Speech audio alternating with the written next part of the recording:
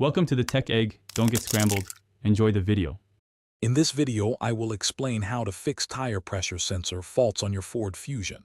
Immediately, check your tire pressure, ensuring they are at the manufacturer's recommended PSI, usually around 32 to 35 pounds per square inch.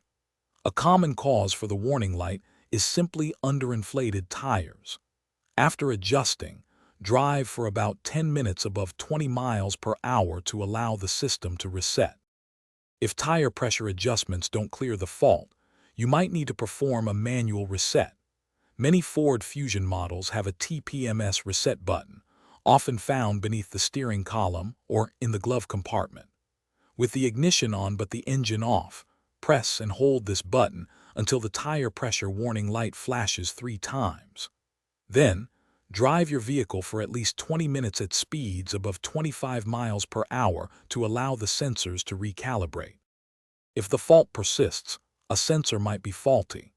TPMS sensors have internal batteries that typically last 5 to 10 years. Once the battery dies, the entire sensor needs replacement. A professional diagnostic scan tool can pinpoint which specific sensor is malfunctioning.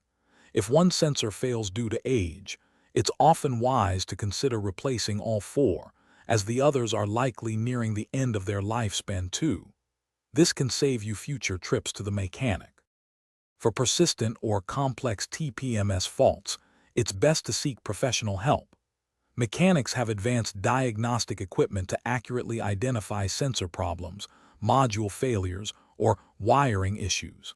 They can also properly program new sensors to your vehicle's system. To prevent future issues, regularly check your tire pressures and ensure proper installation during tire services. Always use the correct torque specifications for lug nuts, typically around 100 foot-pounds, to avoid sensor damage. Thanks for watching. Consider subscribing if I helped unscramble your problems.